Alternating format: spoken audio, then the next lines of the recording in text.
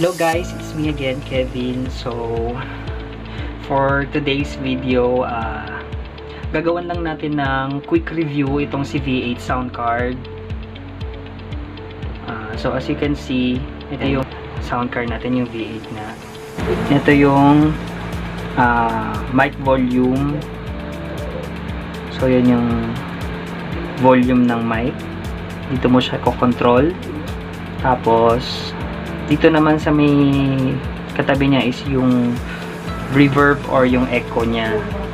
Dito din mo siya kokontrolin. Tapos sa baba nitong microphone tsaka echo volume, nakikita natin yung treble. Tapos ito naman yung bass, yung record, yung music, and then yung monitor. Tapos sa baba, ayan naman yung mga buttons for special effects like cheering, laughing, clap, ganon. Yan, kung gusto mong baguhin yung boses mo, pwede siya. Pwede mo siyang gawing high pitch, tapos yung malalim na boses, pwede siya. Tapos marami pang iba. Depende sa iyo kung ano yung gusto mong gamitin. Mamaya ipapakita natin kung ano yung mga tunog nila. Ayan. So, ito guys, yung microphone, yung echo. Ayan, treble, bass, record, music, and then yung monitor. Ang ginagawa ko dito sa treble is, i-ano mo lang yan. Ilagay mo lang siya dito sa 12 o'clock or 11, depende. Pa din sa magiging outcome ng tunog. Tapos yung bass mo dapat naka-full. Naka-full din yung record, din yung music, and din yung monitor. Tapos sa likod naman guys, makikita nyo dito yung connection. Nakikita mo dito live 1, live 2, accompany instrument, charging, earphones, and headset, condenser, microphone, then yung dynamic. So, dito tayo guys muna sa live 1. So, meron po siyang kasamang dalawang connectors. Ito po. So, yung dulo nito guys is 3.5mm jack. Itong connection na to is sa pang cellphone, laptops, PC, may mga ganito siya. Ito naman yung pinaka-basic natin. Tapos sa dulo nito is parang Android yung ano niya, itsura. Ito po. Yan. So, dito natin siya ikakabit sa live 1. Tapos yung isa naman, dito natin siya sa accompany instrument. Yung live 1 and live 2 guys, pwede nyong gamitin niya ng sabay.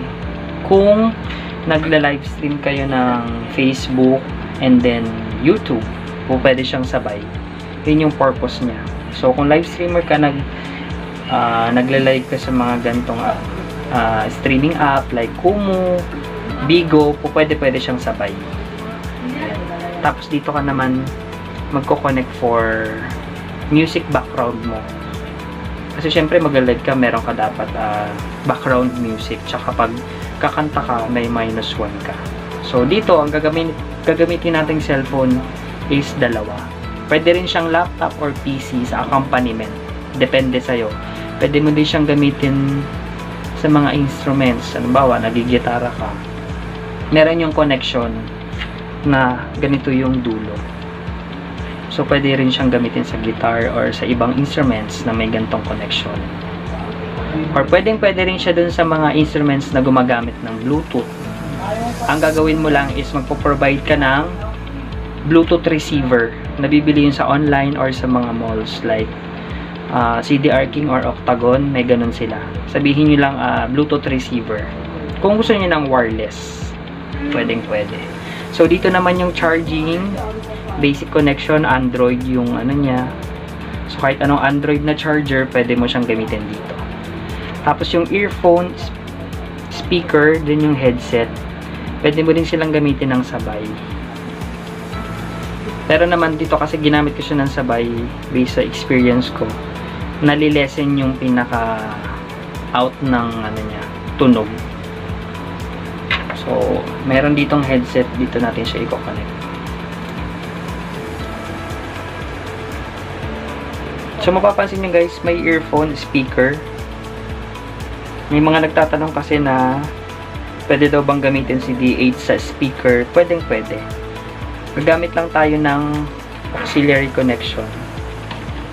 Yung headset guys, dito natin siya kinabit sa headset Or kung may headphone kayo, pwede. Tapos pwede daw bang gamitin si V8 sa speaker? Pwedeng pwede. Gagamit tayo ng 3.5 to 3.5 mm jack para magamit natin siya sa speaker. Connect natin siya dito sa speaker, earphone speaker connection. Tapos may makikita kayong speaker dito. Or example lang naman para makita nyo na pwede siyang gamitin for speaker. Ayan guys, kung wala kayong headset or headphone tapos gagamitin yung speaker for monitor, advice ko lang is huwag mo nating masyadong lakasan ito or ilayo natin siya sa microphone kasi prone to sa feedback.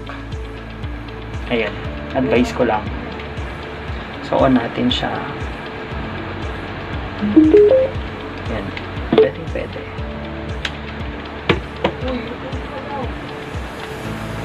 Tapos i-on natin itong V8.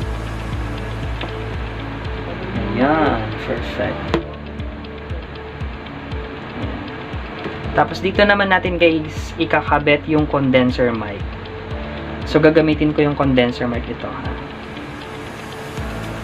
Ito yung condenser mic niya.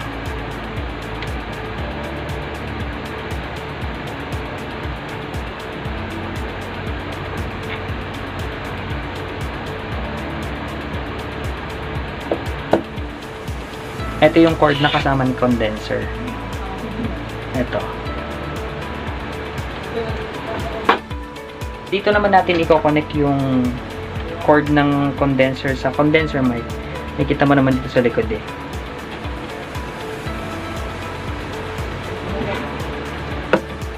Tatalikod ko lang yung speaker kasi magfe-feedback siya.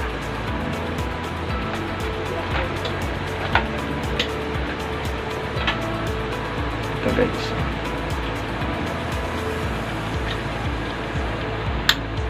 Yan, maglalak naman siya. Hello.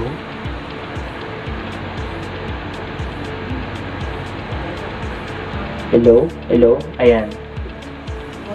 O, diba? Sound check. 1, 2. Ayan. Pwede ka na mag-live. Sound check. Tsaka yun nga, dun sa sinabi ko nung unang vlog, mas ano siya, mas malakas kapag nakatapat sa iyo ito. Parang tips. Kailangan nakatapat sa iyo ito para malinaw tsaka buo yung masagap niya. Hello. Sound check. Ayan, feedback siya.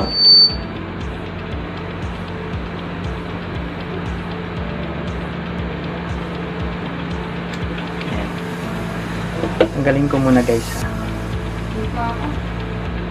So pwede ba daw siyang gamitin sa regular mics? Actually pwede. Dalawa kasi yung connection niya for microphone. So yung isa for condenser, tapos 3.5 yung connection niya. Pwede rin siya dito sa mga regular mic na malaki yung ito. 6.3 mm. Dito mo naman siya ikakabit sa malaki. So, pwede mo din gamitin siya sa mga wireless microphone. Yung gumagamit ng receiver, pwede yon. Dito mo lang siya ikakabit. Kasi may kasama na siyang ganito yung 6.3 to 6.3. Tama ba? 6.3, 6.5. Basta ganun yung niya, yung sukat ng niya, ng connection. Dalawang ganito. Dito mo din siya ikakabit. Kung gagamit ka ng wireless mic, na may receiver dito. Ayan, i-testing natin ha. Hello, hello. Hello sound. Ayan, nilobat na yung speaker ko. Ngayon nga pala, ano siya, malakas sa battery kapag speaker ang ginamit mo. So, ginagawa ko dito, naka-charge siya habang naka-speaker. Pero hindi ko ina-advise kasi yung speaker kasi, ano eh, prone siya sa feedback, tsaka mahina. Yun lang. Tapos, pwede ba natin daw ba siyang gamitin sa iPhone? Pwede guys. Gagamit ka lang ng ganito, connector or adapter. Nabibili siya sa Apple Store, Power Mac. Doon ko siya nabili. Huwag kayo guys bibili ng mga ordinary nito kasi hindi siya gagana.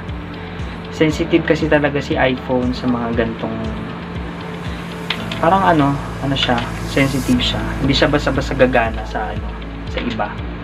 So kung magla-live ka tapos gagamitin mo is iPhone, ito gagamitin mo guys. Or kung sa mga old version ng old generation ng iPhone, kahit ito ang gamitin. Kasi ngayon, ganito na yung gamit nila eh. Yung gantong connectivity. Ganito. So, dito na siya kakabit. Same din kapag yung ano mo, background music mo or -1 mo, iPhone na cellphone din, kailangan mo din siya ng ganito.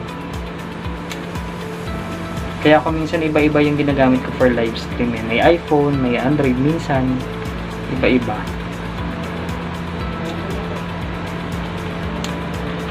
Yun lang guys. Tapos charge natin tong charge natin tong speaker para magamit natin siya. Para ma-explain ko sa inyo yung function ng ibang effects.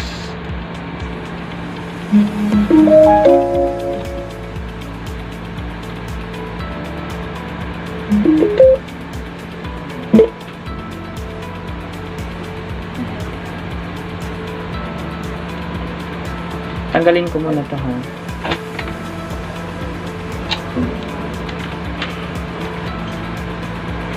So balik tayo dito sa function niya. So ito yung treble, bass, record, music, and then yung monitor. Sa baba is yung mga special effects. So ito yun guys. Ayan yung mga effects niya. Ito kung gusto mong lakihan yung boses mo, sampulan natin.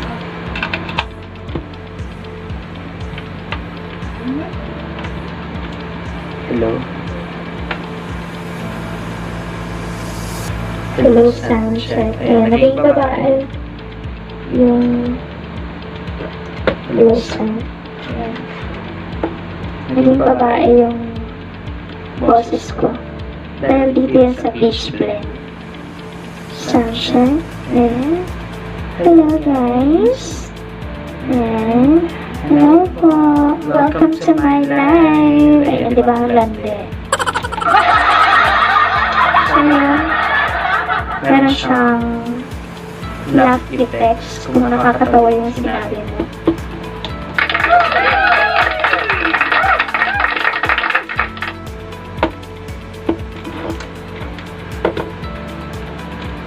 Isa-isahin natin guys ha.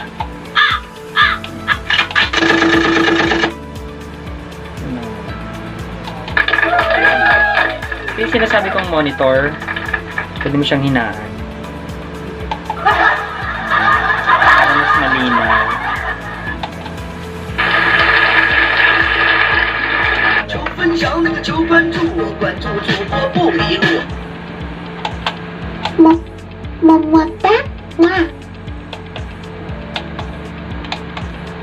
Ito, ano naman to? Itong Dutch, kapag halimbawa nagsha-shoutout ka sa Facebook, tapos may background music ka, tapos nagsalita ka, biglang hihina, automatic hihina yung background music mo. Ayan yun. Ayan yung purpose ng Dutch. Especially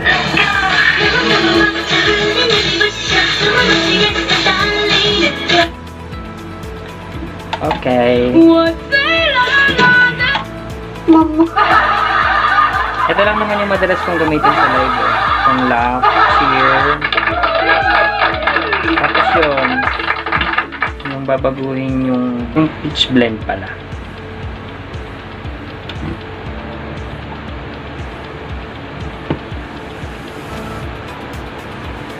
Tapos may nagtatanong pala for charging kung paano daw ba malalaman kung full na yung